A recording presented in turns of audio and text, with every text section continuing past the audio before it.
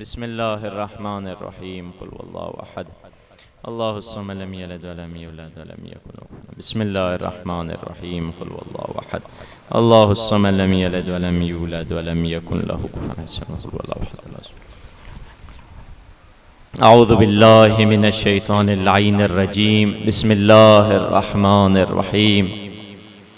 الحمد لله رب العالمين. الحمد لله كما هو أهله، والصلاة والسلام على سيد المرسلين وخاتم النبيين أبي القاسم محمد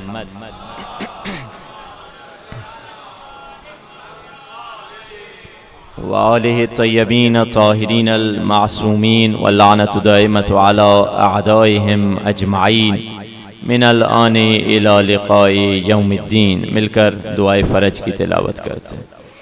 الہی عظم البلاء وبرح الخفاء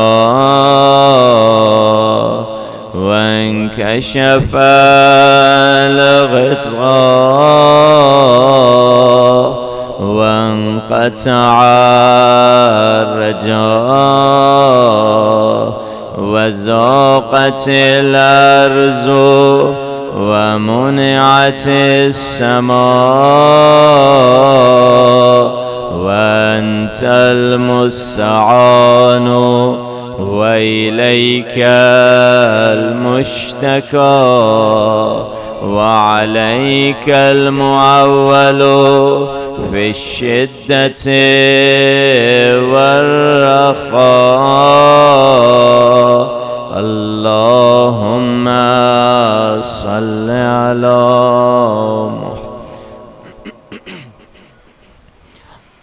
أولي الأمر الذين فرضت علينا طاعتهم وعرفتنا بذلك منزلتهم، ففرج عنا بحقهم فرجا عاجلا قريبا كلمح البصر أو هو أقرب. ملك يا محمد يا علي يا اكفياني فإنكما كافيان وانصراني فإنكما ناصران. اٹھ کے اپنے مولا کو سلام.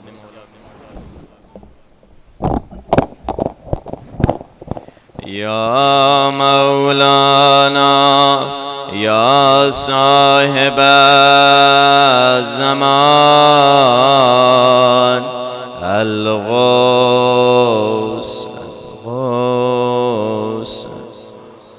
أدركني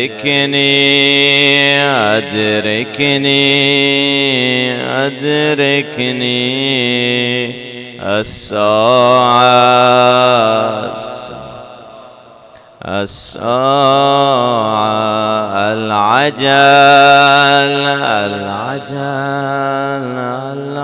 العجل بحق محمد وآله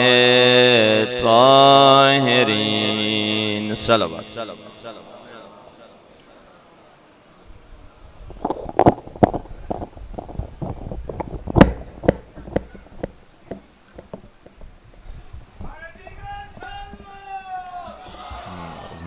صلی علی. أما بعد، فقد قال الله سبحانه وتعالى في كتابه المجيد وفرقانه الحميد وقوله الحق وهو أصدق الصادقين. بسم الله الرحمن الرحيم. إنما وليكم الله ورسوله والذين آمنوا الذين يقيمون الصلاة ويؤتون الزكاة وهم راكعون. صلوات.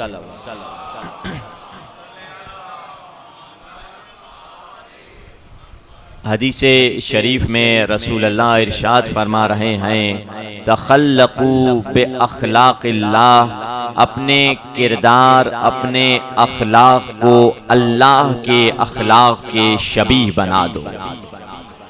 اگر وہ کریم ہے تو تم بھی کرم کر کے دکھاؤ، اگر وہ رحیم ہے تو تم بھی رحم کر کے دکھاؤ، اگر وہ لطیف ہے تم بھی لطف کر کے دکھاؤ، اگر وہ معاف کرنے والا ہے تم بھی درگزر کر کے دکھاؤ۔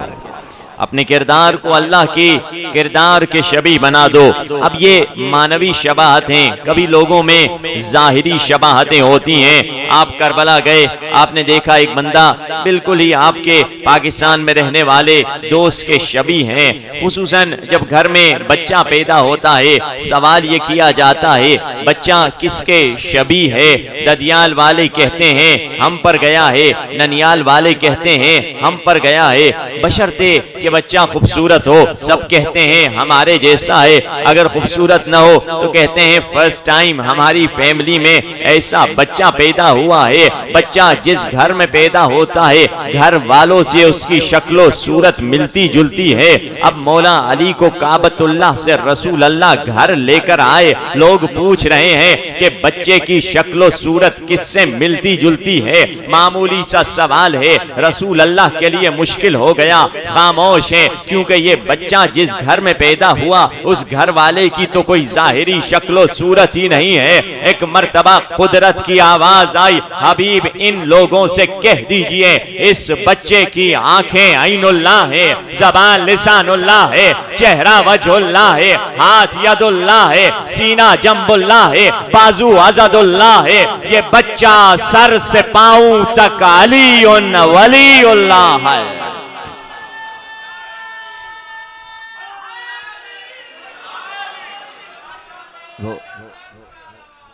اللہم صلی علی مولا سلامت رکھے آپ کو۔ تو اب یہ اولیاء خدا ہیں جو الہی تجلی ہیں، تبھی تو قرآن میں ارشاد ہوا فَلَمَّا تَجَلَّى رَبَّهُ لِلْجَبَلِ، جب اس کے پروردگار کی تجلی پہاڑ پر پڑی تو پہاڑ سرمے میں بدل گیا، کافر جل کر مر گئے، موسیٰ کلیم اللہ بے ہوش ہو گئے۔ یہ کب ہوا؟ جب قوم نے کہا موسیٰ سے لن نؤمن لک حتی نر اللہ جہرتن، موسیٰ ہم تم پر ایمان نہیں لائیں گے جب تک ہمیں براہ راست خدا نظر نہیں آ جاتا۔ موسیٰ نے کہا چلو کوہ طور پہ چلتے ہیں۔ یہ کوہ طور پہ گئے اور وہاں ایک نور چمکا، جس نور کے چمکنے کے نتیجے میں پورا پہاڑ سرمے میں بدل گیا، موسیٰ جیسے کلیم اللہ بے ہوش ہو گئے، یہ سارے منکر مر گئے۔ اب کویسچن مارک یہ ہے کوہ طور میں جو نور چمکا تھا وہ کس کا نور تھا؟ کس کا نور تھا؟ یا علی۔ عام مسلمان کہے گا خدا کا نور تھا، یہ خدا ہی کو دیکھنے کے لیے گئے تھے، مگر خدا کا نور ہو نہیں سکتا براہ راست۔ پہلی دلیل خدا ہے لا مکان، خدا کوئی جگہ نہیں لیتا، یہ نور چمکا تھا کسی جگہ میں۔ دوسری دلیل خدا خود کہہ رہا ہے لیس کمثلہ شیء، خدا جیسی کوئی شے نہیں، یہ نور کوئی شے تھی۔ اور تیسری دلیل قرآن میں اسی آیت میں خدا نے موسیٰ سے کہا اے موسیٰ تو مجھے کبھی نہیں دیکھ سکتے۔ یہ ساری باتیں بتلا رہی ہیں کہ یہ نور خدا کا نور براہ راست نہیں تھا۔ اگر خدا کا نور نہیں تھا تو کس کا نور تھا؟ اس نور کو سمجھنے کے لیے اس نور کی صفت کو تلاش کرنا پڑے گا۔ اس نور کی کوالٹی یہ ہے کہ جب یہ چمکتا ہے تو پتھر کو توڑ دیتا ہے۔ بس عزیزان محترم، خدا نے مولا علی کی ولادت کا انتظام کعبے میں کیا اور کعبے کی دیوار نے ٹوٹ کر بتایا یہ وہی نور ہے جو کوہ طور میں چمکا تھا، یہ وہی نور ہے۔ اللہم صلی علی محمد۔ تبھی تو جب فاطمہ بنت اسد آئی ہیں، ایک مرتبہ مالک نے بلایا ہے، سوچا کہ مجھے میزبان نے بلایا ہے مگر میرے آنے کی کوئی تیاری نہیں کی۔ ابھی فاطمہ بنت اسد دیکھ ہی رہی تھی کعبۃ اللہ کو، شاعر نے قلم اٹھا کے لکھ دیا، حیرت میں فاطمہ ہیں اندر کدھر سے جائیں، حیرت میں فاطمہ ہیں اندر کدھر سے جائیں، بولی دیوار کعبہ بی بی ادھر سے آئے، حیرت میں فاطمہ ہیں اندر کدھر سے جائیں، بولی دیوار کعبہ بی بی ادھر سے آئیں، غیروں کے واسطے ہیں آئیں تو در سے آئیں، لیکن جو اہل بیت ہیں چاہے جدھر سے آئیں۔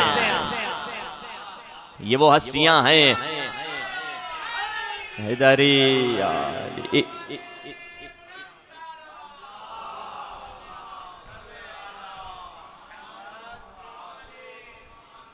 یہ وہ ہستیوں کا مقام ہے جو ابھی پیدا نہیں ہوئے مگر ان کا فیض انبیاء تک اولیاء تک پہنچتا چلا جا رہا ہے۔ اب یہاں تک کہ ان ہستیوں کا ذکر آپ کو توریت میں بھی ملے گا، انجیل میں بھی ملے گا، زبور میں بھی ملے گا، مسلمانوں کی کتابوں میں ملے گا، ہر جگہ ملے گا۔ اگرچہ وہ ذکر مولا نکالنا چاہتے تھے، علی کے نام پر پابندی تھی، اسی طرح کیونکہ قرآن میں وعدہ دیا ہے خدا نے، الذین یتبعون الرسول النبی الامی الذی یجدون مکتوبا عندہم فی التوراۃ والانجیل، اے مسلمانوں جس نبی کا تم کلمہ پڑھتے ہو اس نبی کا ذکر توریت میں بھی ملے گا، انجیل میں بھی ملے گا اور زبور میں بھی ملے گا۔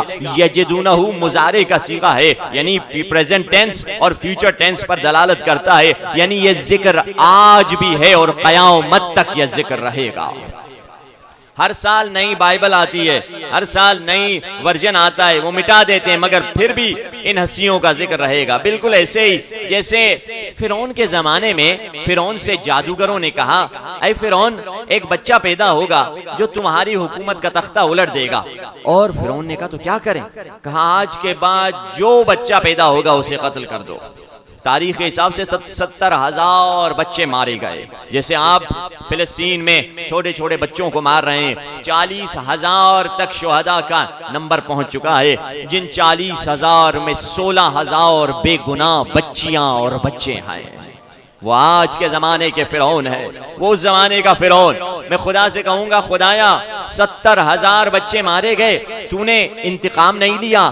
خدا کی آواز آئے گی، میری انتقامی کاروائی میں اپنے انداز سے کرتا ہوں، خدایا تیری انتقامی کاروائی کا انداز کیا ہے؟ خدا کی آواز آئے گی، میں موسیٰ کو پرورش کروں گا قصر فرعون میں، وہیں پلے گا، وہیں کھائے گا، وہیں بڑا ہوگا اور اسی فرعون کا تختہ الٹ دے گا۔ عزیزان محترم آپ دیکھئے جگہ جگہ علی کا ذکر نظر آ رہا ہے، کتابیں دشمن کی ہے مگر ذکر علی کا ہے، راوی ان کا ہے مگر ذکر علی کا ہے، قلم ان کا ہے مگر ذکر علی کا ہے، کتابیں ان کی ہیں مگر ذکر علی کا ہے۔ لگتا ہے دشمنوں کی کتابوں میں علی یوں رہ گئے جیسے قصر فرعون میں موسیٰ رہ گئے تھے۔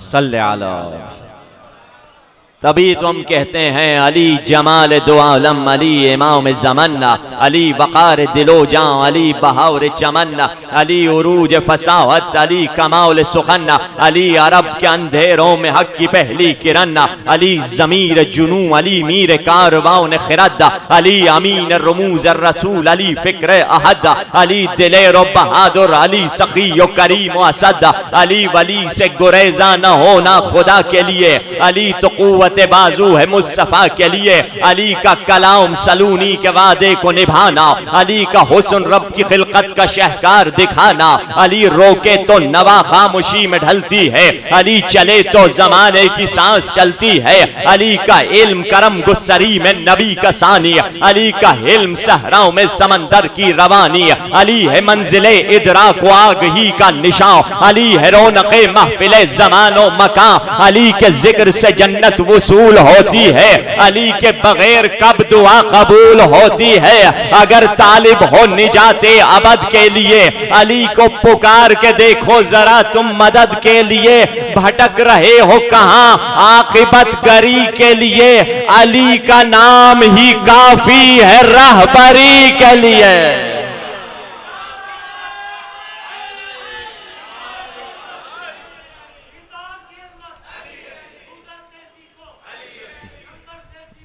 علی علی علی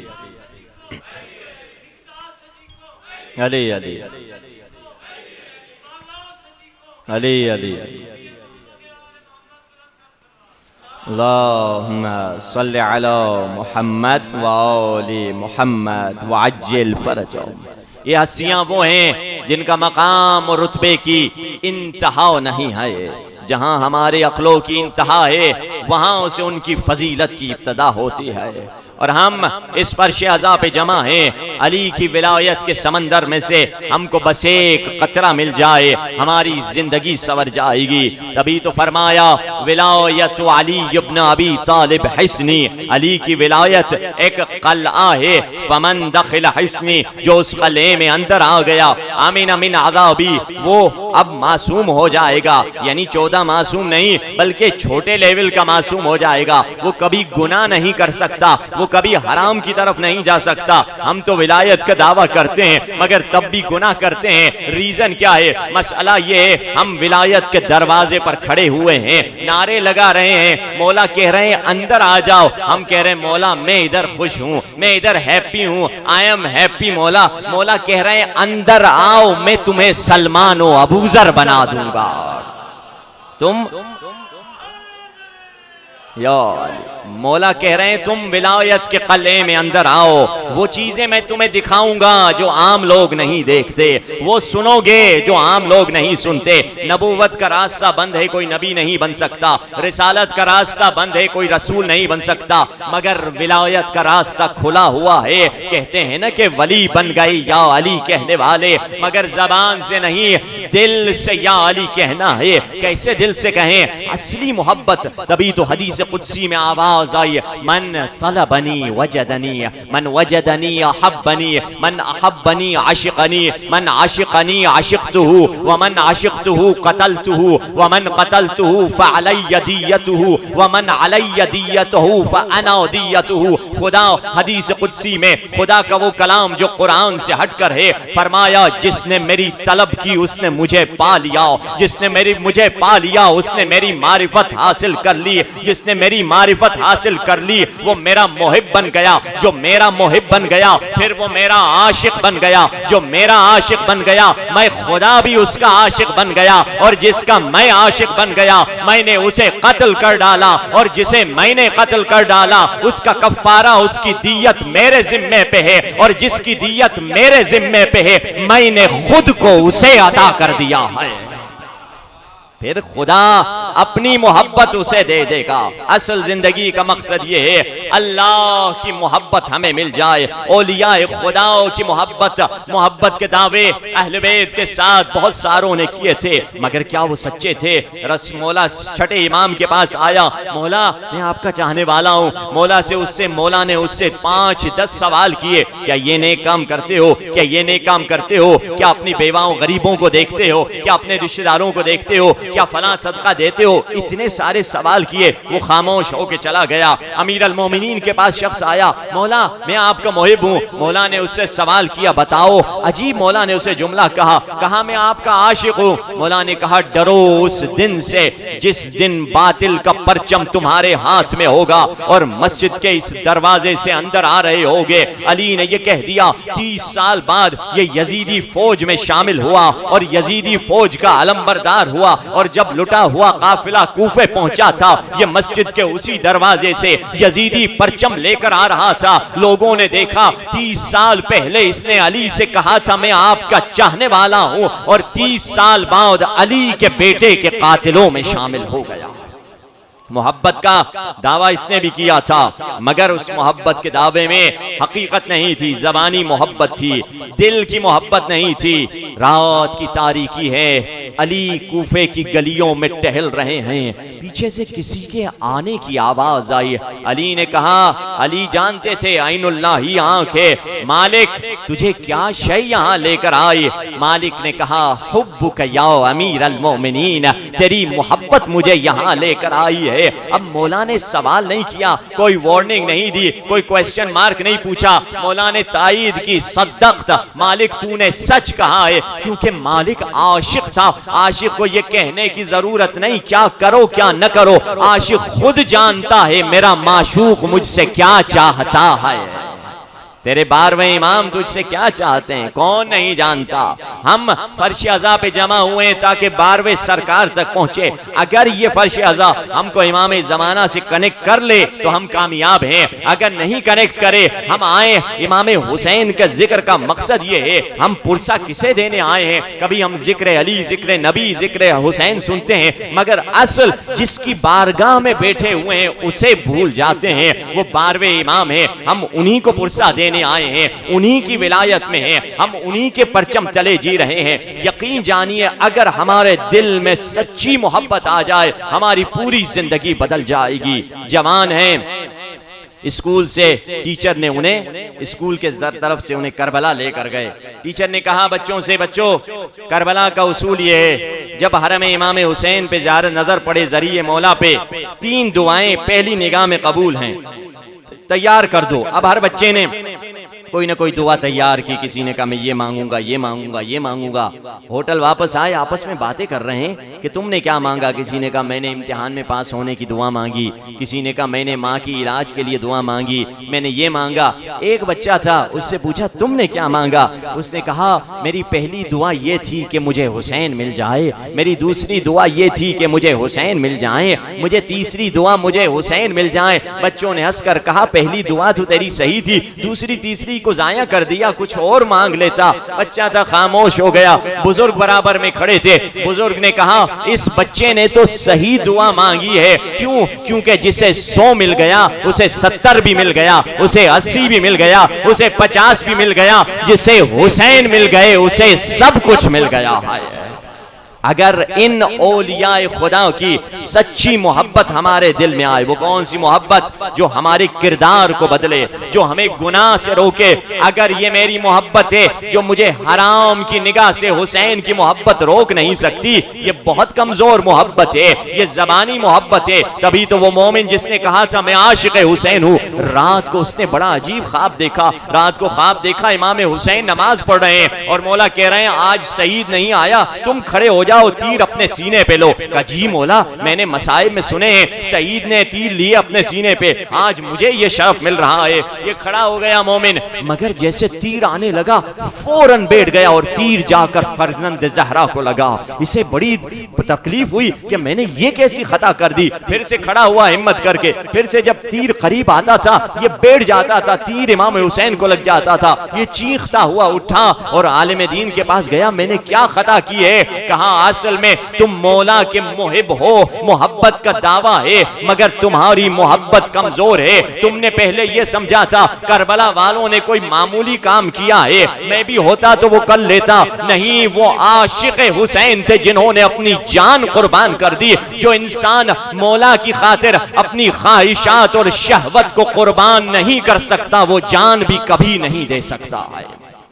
پہلے پریکٹس یہ کرنی ہے اپنی مائے کو قربان کروں، اپنی انا کو قربان کروں، اپنی شہوت کو، اپنی مال کی محبت کو قربان کروں۔ اگر میں خمس نہیں دیتا، مجھ میں مال کی محبت ہے، میں عاشق مولا نہیں ہوں۔ تبھی تو آپ دیکھیے حضرت عیسیٰ ہیں، حضرت عیسیٰ کے زمانے میں ان کا ایک دوست سے تو ساتھ جا رہے ہیں، حضرت عیسیٰ نے کہا تمہارے جیب میں کتنے پیسے ہیں؟ اس نے 2 دینار یا 2 سکے جو بھی اس زمانے کی کرنسی تھی، کہا 2 ہیں میرے پاس، 2 روپے 2 دینار ہیں۔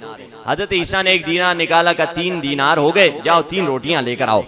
یہ گیا روٹیاں لے کر آیا، راستے میں سوچنے لگا کہ 1 دینار تو حضرت عیسیٰ نے خرچ کیے، 2 دینار میرے، دسترخوان پہ میں انہیں منع تو نہیں کر سکتا میری روٹی نہ کھائیں، ایسے کر لیتا ہوں اپنی حصے کی روٹی کم از کم ایک روٹی اپنے حصے کی ادھر ہی کھا لیتا ہوں۔ رستے میں روٹی کھا کے 2 روٹیاں حضرت عیسیٰ کے سامنے اس نے رکھی، قبلہ یہ روٹیاں۔ حضرت عیسیٰ نے کہا تیسری روٹی کہاں ہے؟ کہا تیسری روٹی تو تھی نہیں، روٹیاں مہنگی ہو گئیں وغیرہ کر کے اس نے کوئی جھوٹ بولا۔ حضرت عیسیٰ نے کہا چلو ٹھیک ہے، بہر کے اس نے اپنی روٹی کھائی۔ حضرت عیسیٰ نے یعنی ایسا چاہنے والا تھا، یہ روٹی ایک ڈپکشن ہے، ایک سمبل ہے، آگے میں آپ کو بتلاؤں گا اس کا مطلب کیا ہے، کہ ایسا چاہنے والا تھا ایک روٹی بھی نبی کے لیے نہیں دینا چاہتا تھا۔ اب حضرت عیسیٰ ایک جگہ پہنچے جہاں سمندر تھا، کوئی کشتی وغیرہ نہیں تھی۔ حضرت عیسیٰ نے کہا میرے ہاتھ میں اپنا ہاتھ رکھ، اس نے ہاتھ رکھا اور حضرت عیسیٰ بھی دریا پہ چلنے لگے، وہ بھی دریا پہ چلنے لگا۔ یہ حیران ہوا نبی خدا پہلے آپ دریا پہ چلتے تھے، آج آپ نے مجھے بھی دریا پہ چلا دیا۔ نبی نے پوچھا بتاؤ تمہارے ایمان کا لیول کیا ہے؟ کہا عروج پر ہے، آسمانوں پر ہے۔ نبی نے پوچھا بتاؤ وہ تیسری روٹی کس نے کھائی تھی؟ کہا قبلہ تیسری روٹی تو تھی نہیں، میں نے آپ کو آلریڈی کہا ہے۔ اب دیکھیے یہ بار بار جھوٹ بول رہا ہے، نبی چاہ رہے ہیں اس کو ہدایت دیں، اس کے دل سے دنیا کی محبت نکالے۔ رسول اللہ فرماتے ہیں اب لوگ ہمارے پاس صبح شام جھوٹ عام ہوتا ہے، بیٹا کہو ابا گھر پہ نہیں ہے، ارے بیوی سے کہہ دو یہ گھر پہ نہیں ہے۔ یہ جھوٹ ایسی بیماری ہے، فرمایا رسول اللہ نے خداؤں نے تمام برائیوں کو ایک کمرے میں بند کر دیا اور اس کمرے کی چابی کو جھوٹ قرار دیا ہے۔ تمام بیماریاں، تمام برائیاں، اب اس کی برائی جھوٹ تھی۔ اب آگے گئے، نبی خدا نے دیکھا ہرنیں گھوم رہی ہیں، ہرنوں کو اشارہ کیا، ایک ہرن دوڑتی ہوئی آئی، اسے ذبح کیا، پکایا، کھایا، باربیکیو کر کے کھا لیا۔ اب نبی نے کہا قم باذن اللہ، اللہ کے حکم سے اٹھ۔ اب ہڈیاں سمٹی اور ہرن پہ گوشت چڑھا اور زندہ ہو کر بھاگتی ہوئی چلی گئی۔ یہ چلانے لگا نبی خدا پہلے تو آپ بیماروں کو زندہ کرتے تھے، آج آپ نے کھائی ہوئی ہرن کو پھر سے زندہ کر دیا، بڑا کمال کر دیا۔ نبی نے پوچھا بتاؤ تمہارا ایمان کس لیول پر ہے؟ کہا آسمانوں پر ہے۔ پھر پوچھا بتاؤ تیسری روٹی کس نے کھائی تھی؟ اس نے کہا یا رسول نہیں تیسری روٹی تھی نہیں، آپ سے بار بار کہہ رہا ہوں۔ نبی نے کہا ٹھیک ہے۔ آگے گئے، ایک پہاڑ تھا، پہاڑ سے 3 سونے کی اینٹیں نکالی۔ اب اس نے جیسے سونے کی اینٹیں دیکھی، کہا یہ کس کی ہیں؟ نبی نے کہا یہ ایک میری ہے اور ایک اس کی ہے جس نے تیسری روٹی کھائی تھی۔ جیسے اس نے کہا تیسری روٹی، اس نے کہا یا نبی خدا میں نے ہی تیسری روٹی کھائی تھی، میں بار بار جھوٹ بول رہا تھا۔ اب نبی خدا جلال میں آتے ہیں، کہتے ہیں لے جاؤ یہ 3 اینٹیں، مجھے نہیں چاہیے، تم دنیا کے عاشق ہو۔ حضرت عیسیٰ چلے جاتے ہیں۔ اب یہ 3 اینٹیں، سوچ رہا ہے کیسے سونے کی اینٹیں ہیں، اسے گھر کیسے لے کر جائے۔ ایک مرتبہ 3 ڈاکو آتے ہیں، دیکھتے ہیں ایک بندہ ہے، اس کے ہاتھ میں 3 سونے کی اینٹیں ہیں۔ کہا میں ایسے کرتا ہوں، یہ ڈاکو کہتے ہیں اس کو مار دیتے ہیں، 3 اینٹیں آپس میں ڈیوائیڈ کر دیتے ہیں۔ اس بیچارے کو مارا اور 3 اینٹیں ایک دوسرے کو دے دی۔ ان میں سے ایک بندے نے کہا مجھے بھوک لگی ہے۔ ان ڈاکوؤں میں سے ایک کہتا ہے میں شہر سے کھانا لے کر آتا ہوں۔ وہ کھانا لینے کے لیے جاتا ہے، جو کھانا لینے جاتا ہے کہتا ہے کیوں نہ میں کھانے میں زہر ملا دوں، 3 اینٹیں خود لے لیتا ہوں۔ اور وہ 2 جو انتظار میں تھے کھانے کے لیے، انہوں نے کہا جب یہ پلٹتا ہے اسے قتل کر دیتے ہیں، اینٹ آدھی تم لے لینا، 1.5 اینٹ تمہاری ہوگی، 1.5 اینٹ میری ہوگی۔ وہ زہریلا کھانا لے کر آتا ہے، اسے قتل کرتے ہیں، زہر کا کھانا خود کھاتے ہیں، خود مر جاتے ہیں۔ تھوڑی دیر کے بعد حضرت عیسیٰ کا گزر ہوتا ہے، دیکھتے ہیں 3 سونے کی اینٹیں ہیں اور 4 لاشیں گری پڑی ہوئی ہیں۔ حضرت عیسیٰ دیکھ کر فرماتے ہیں دنیا اپنے چاہنے والے کے ساتھ یہی سلوک کیا کرتی ہے۔ عاشق دنیا اگر انسان بنا اس کا یہی حال ہوگا۔ اگر تبھی تو ہم اب روٹی والے سے مثال، مطلب کیا ہے؟ یہ روٹی والا ایک سمبل ہے۔ اگر مجھے پتا ہے میری خمس کی ڈیٹ مثال کے طور پہ 15 رمضان، میں نے خمس کا فیصلہ کر دیا ہے۔ اب اگر 15 رمضان کو میں نے جا کے اپنا اکاؤنٹ دیکھا، میرے پاس 10 لاکھ تھے، میں نے مولانا سے پوچھا کتنا خمس بنا، انہوں نے فرمایا 2 لاکھ خمس بنے گا، 10 کے 2 20% یہی بنتا ہے۔ اب اگر میں ہاتھ کو ملوں، شیطان کا وسوسہ آئے کہ ارے خدا جانے اللہ جانے یہ کہاں پیسہ خرچ کرتے ہیں، صحیح لگاتے ہیں نہیں لگاتے ہیں۔ اب اگر میں دینے میں تاخیر کروں، میری مثال بھی اسی روٹی والے کی طرح ہے۔ جو عاشق دنیا ہے وہ روٹی کا عاشق، میں پیسے کا عاشق تھا۔ تبھی تو امام محمد تقی علیہ السلام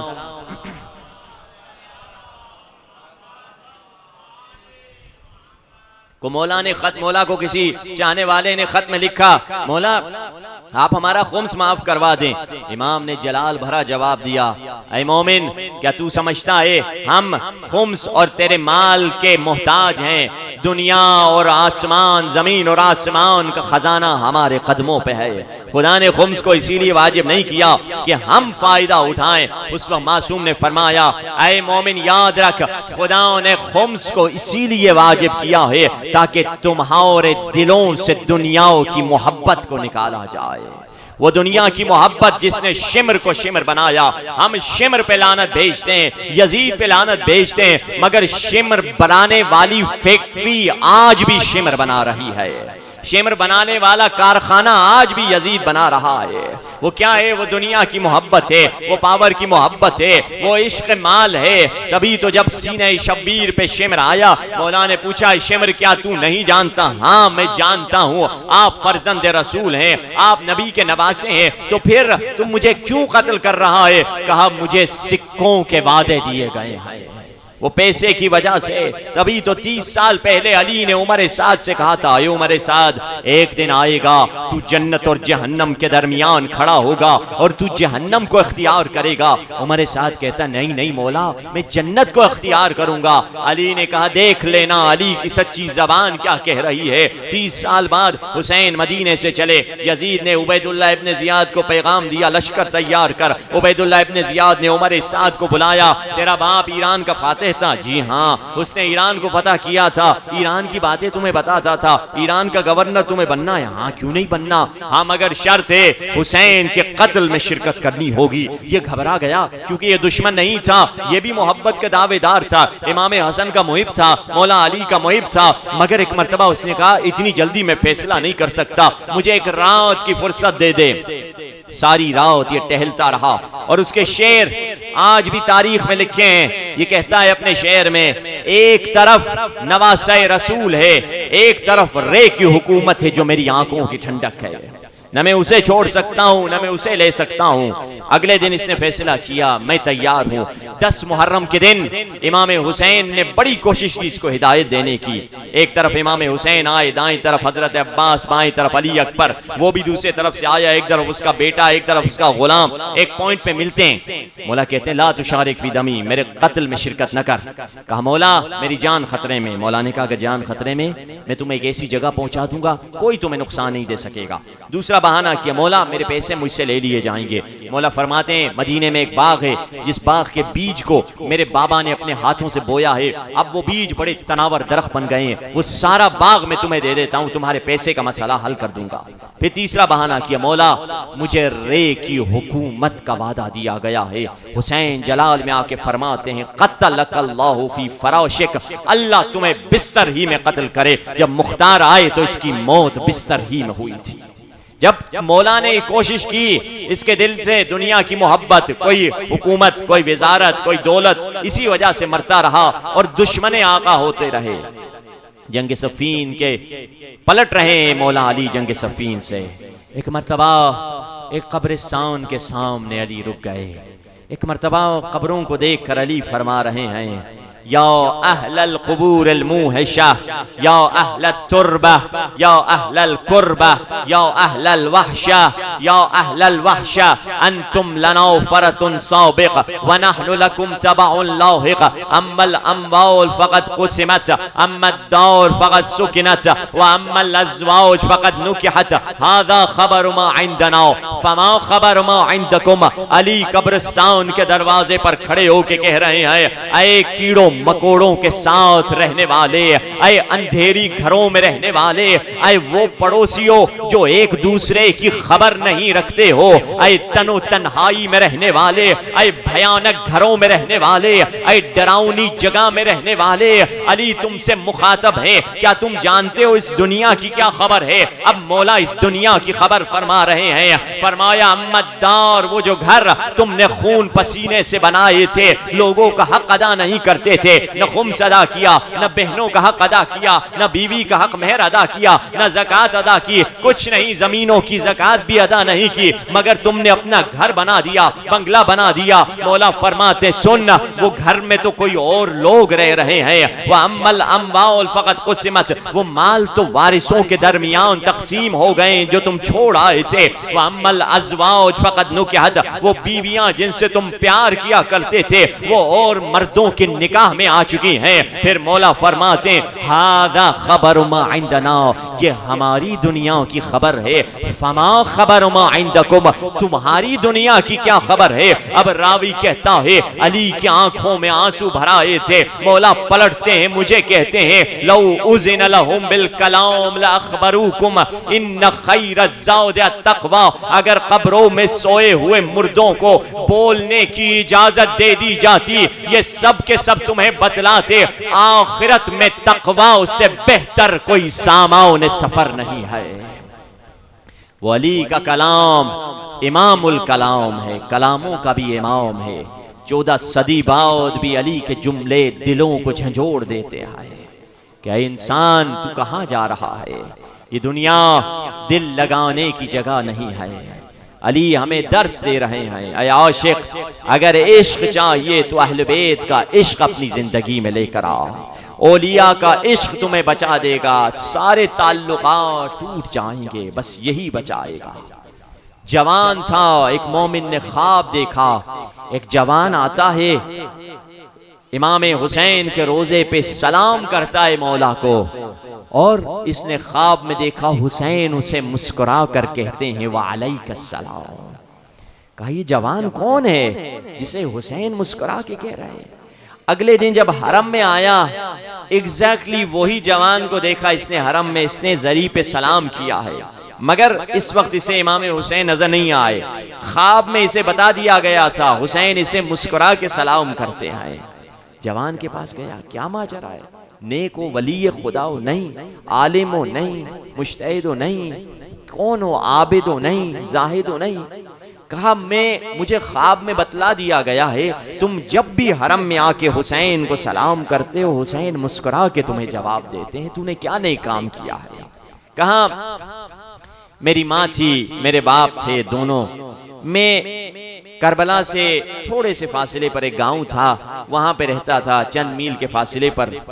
میں ہر شب جمعہ امام حسین کی زیارت کے لیے آیا کرتا تھا، ایک شب جمعہ اپنی ماں کو لایا کرتا تھا، ایک شب جمعہ اپنے باپ کو لایا کرتا تھا۔ ایک شب جمعہ جس دن میرے باپ کی باری تھی، میری ماں نے ضد کیا مجھے بھی ساتھ لے کر جاؤ۔ میں نے ماں سے کہا اماں آپ کی تو باری نہیں ہے، آج بابا کی باری ہے۔ تو ماں نے رو کر کہا بیٹا شاید اگلے شب جمعہ تک میں مر جاؤں، مجھے حسین کا دیدار کرا دو۔ کہا میں نے سوچا کیا کروں، بارش ہو رہی تھی، اور میں نے باپ کو کہا آپ سواری پہ بیٹھے، میرے پاس ایک ہی گھوڑا یا گدھا جو بھی سواری تھی، میں نے باپ کو سواری پر بٹھایا، ماں کو اپنی پیٹھ پر بٹھایا، اور جھکی ہوئی کمر کے ساتھ میلوں کا سفر طے کرتے ہوئے جا رہا ہوں۔ بارش ہو رہی ہے، کیچڑ زمین پر ہے، پانی میرے منہ پہ لگ رہا ہے، میرے کپڑے میلے ہو گئے، باپ سواری پہ چل رہے ہیں، ماں میری پیٹھ پر ہے۔ جب میں کربلا جا کر پہنچا اس وقت جھکی ہوئی کمر کے ساتھ ماں پیٹھ پر تھی، میں نے سر اٹھایا، روضہ امام حسین کا گنبد نظر آیا، میں نے دل میں کہا، زبان سے بھی کہا السلام علیک یا ابا عبداللہ۔ اس وقت میری آنکھوں سے پردے ہٹے، حسین مسکراتے ہوئے کہہ رہے ہیں وعلیک السلام مرحبا مومن، تو نے آج ماں کی خدمت کی ہے، حسین کو راضی کر دیا ہے۔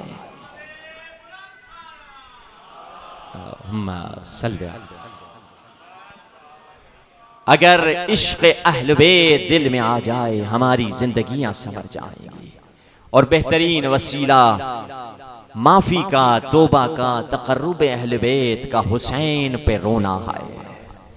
یہ وہ آنسو ہیں جو انسان وہ گناہ جو ہم کرتے ہیں اس سے 7 سمندروں کا پانی نہیں بجھا سکتا، مگر حسین پہ رونے والا آنسو اس گناہ کو بجھا دے گا۔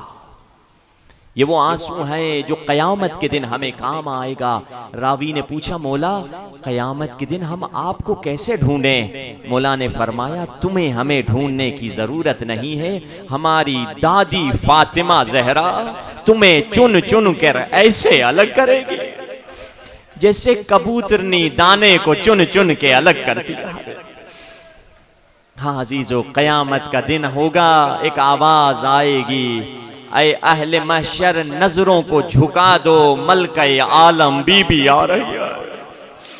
سارے قیامت والے اپنی نظروں کو جھکا دیں گے اور ایک سید زادی آئے گی، آواز آئے گی، آجا اے فاطمہ، آج عدالت اور قیامت کا دن ہے، فاطمہ تجھے دربار میں لے جایا گیا تھا نا، آج خدا کی دربار میں آ کے اپنی شکایت کر دے۔ مگر دیکھا جائے گا فاطمہ زہرا اپنے چادر کے نیچے کچھ چھپا کر لا رہی ہے۔ رسول پوچھیں گے بیٹی چادر کے نیچے کیا چھپا کر لا رہی ہو؟ سنو گے عزادارو، ہائے کرنا ہے تو اس جملے پہ ہائے کرنا۔ بی بی چادر کو ہٹائے گی، کہے گی ساری امت کی شفاعت کے لیے عباس کے 2 کٹے بازو لائی ہو۔ یہ 2 کٹے بازو ساری امت کی شفاعت کے لیے کافی۔ ہاں پھر سے پڑھتا ہوں، بی بی فرماتی ہے کہ بابا ساری امت کی شفاعت کے لیے بیٹے عباس کے 2 کٹے بازو لائی۔ یہ 2 کٹے بازو کیا بس اتنا؟ ہم مگر دوسرے ہاتھ میں ایک اور چیز بھی ہوگی۔ وہ کون سی چیز ہے؟ بیٹی زہرا دوسرے ہاتھ میں کیا لائی ہو؟ اب جو چادر ہٹے گی حسین کا خون بھرا کرتا ہوگا۔ یہ 2 چیزیں امت کی شفاعت کے لیے آئے گی۔ ہاں عزیزو، ہم بھی گنہگار یہاں جمع ہے شفاعت کے لیے۔ بی بی نہ ہمیں اپنی عبادتوں پہ یقین ہے، نہ مجلسوں پہ، نہ ماتم پہ، نہ نماز پہ، کسی چیز پہ بھروسہ نہیں ہے، بس بی بی تیرے کرم اور شفاعت پہ بھروسہ ہے۔ ہاں عزیزو، چلے مولا کے بارگاہ میں اپنے مولا کو سلام کریں۔ السلام علیکہ یا ابا عبداللہ، السلام علیکہ یا ابن رسول اللہ، السلام علیکہ یا ابن امیر المؤمنین وابن سید الوسین، السلام علیکہ یا ابن فاطمہ سیدۃ النساء العالمین۔ مل کے اپنے بے کفن آقا کو سلام کرو۔ مولا کربلا جانے والے نکل گئے، میں کربلا نہ آ سکا، مگر مولا دور سے میرا سلام قبول کرے۔ محسوس کرو کہ بین الحرمین میں کھڑے ہو، ایک طرف عباس کا روضہ، ایک طرف حسین کا روضہ، اور تم ہاتھ سینے پہ رکھ کے کہہ رہے ہو السلام علی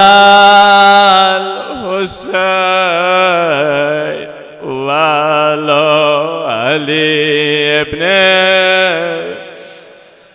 وعلی اولاد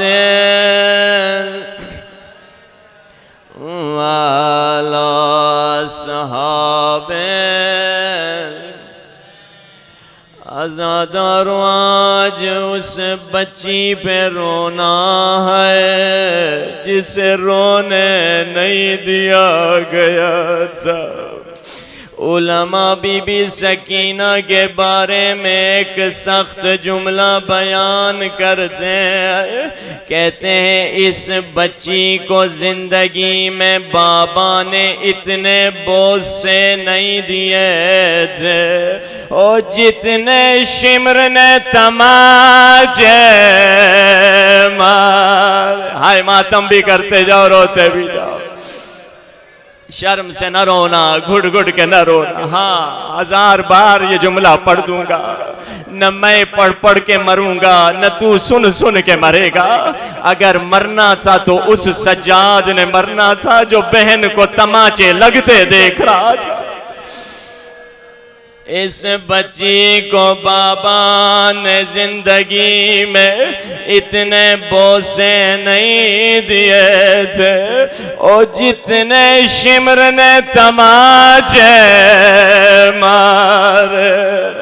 اجرکم علی اللہ۔ عزادارو آج دل کر رہا ہے چھوٹی فاطمہ کے مصائب بڑی فاطمہ سے شروع کروں۔ یہ بھی فاطمہ تھی، مدینے میں بھی ایک فاطمہ تھی۔ سنو گے بڑا تشابہ ہے، شباتیں سنو گے، اسے بھی امت نے رونے نہیں دیا، اسے بھی رونے نہیں دیا۔ وہ پھسلی پہ ہاتھ رکھ کے روتی تھی، یہ کانوں پہ ہاتھ رکھ کے روتی تھی۔ ایک جملہ مجھے معاف کرنا اولاد والو سیدو، اگر تاریخ میں جملہ نہ ہوتا میں کبھی یہ تشابہ نہ پڑھتا۔ آپ کے گھر بھی چھوٹی بچیاں ہوں گی، اللہ میری ماؤں بہنوں کی گودوں کو آباد رکھ کے سنو گے، ان دونوں فاطمہ میں تشابہ کیا ہے؟ اسے بھی ظالم نے لات ماری، اسے بھی لاتیں ماری۔ اجرکم علی اللہ، اجرکم علی اللہ۔ عزاداروں میں چاہتا ہوں بی بی کے بڑی فاطمہ کے مصائب سے آغاز کروں۔ سلمان کہتا ہے میں نماز شب پڑھ رہا تھا، دروازے پہ دستک ہوئی، میں نے دیکھا مولا حسن رو رہے ہیں۔ میں نے پوچھا شہزادے کیوں رو رہے ہو؟ کہا چچا سلمان اماں کا جنازہ تیار، بابا بلا رہے۔ ہائے ماتم بھی کرتے جاؤ روتے بھی جاؤ۔ فاطمہ زہرا رومال لے کر آ گئی ہے۔ جب مجلسیں شروع ہوتی ہیں نبی زادی کبھی اس مجلس کبھی اس مجلس میں جاتی ہے۔ سلمان کہتا ہے میں مولا حسن کے ساتھ آیا، میں نے سوچا گھر میں بڑی قیامت ہوگی، جن بچوں کی ماں مر جاتی ہے وہ چیخیں مار کے رو رہے ہوتے ہیں، مگر جب میں گھر گیا میں نے دیکھا عجیب سناٹا ہے۔ میں حیران ہو گیا بچے کیسے خاموشی سے رو رہے ہیں۔ جب میں نے غور سے حسین کو دیکھا میرا کلیجہ تڑپ گیا۔ سنو گے حسین کے رونے کا انداز، میں نے دیکھا حسین اپنی آستین کو دانتوں میں چبا کے رو رہے، کہیں چیخ نکل نہ جائے۔ آج تمہیں کسی نے رونے سے منع نہیں کیا، گھٹ گھٹ کے نہ رونا، چیخ کے رونا۔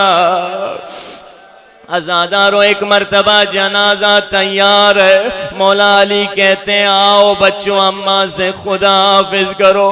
بی بی زینب و کلثوم آتی ہیں، مولا حسن آتے ہیں، مگر حسین دروازے پہ کھڑے ہیں۔ حسین کیا اماں سے خدا حافظ نہیں کرنی؟ مولا حسین کہتے ہیں بابا جب اماں زندہ تھی میں آتا تھا، اماں ہاتھوں کو پھیلا کے مجھے سینے سے لگاتی تھی، آج بھی اگر اماں مجھے سینے سے لگائے میں آؤں گی۔ عزادارو سن سکو گے ایک مرتبہ بندے کفن ٹوٹے، زہرا کے دو ہاتھ باہر آئے، حسین اماں کی طرف دوڑے، علی نے سر جھکا کے گریہ کیا، مگر مولا علی فرماتے ہیں اس موقع پر ایک آسمان سے ندا آئی، یا علی حسین کو زہرا سے الگ کر دو۔ فرشتوں میں تلا تم برپائے، فرشتے برداشت نہیں کر سکتے۔ مولا علی اٹھے، پیار سے حسین کو الگ کیا۔ میں مولا علی سے کہوں گا مولا دنیا کا یہی دستور ہے، یتیم بچے کو ماں کی لاش سے الگ کرنے کا۔ جو سمجھ گئے پہلے سے چیخ کے رو رہے ہیں۔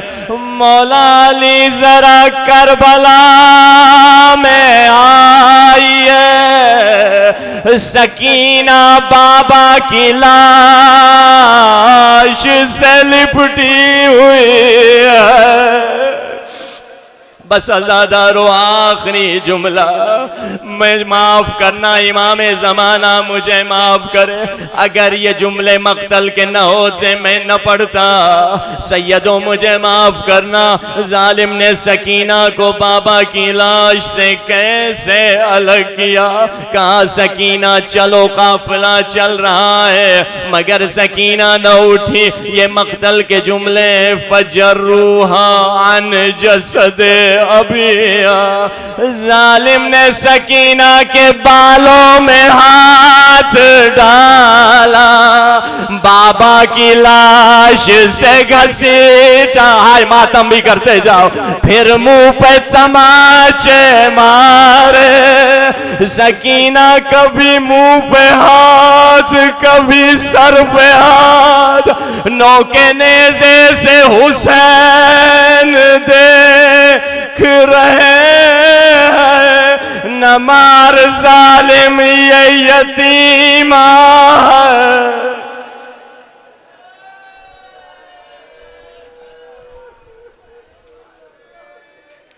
الا لعنت اللہ علی القوم الظالمین وسيعلم الذين ظلموا أي منقلب ينقلبون۔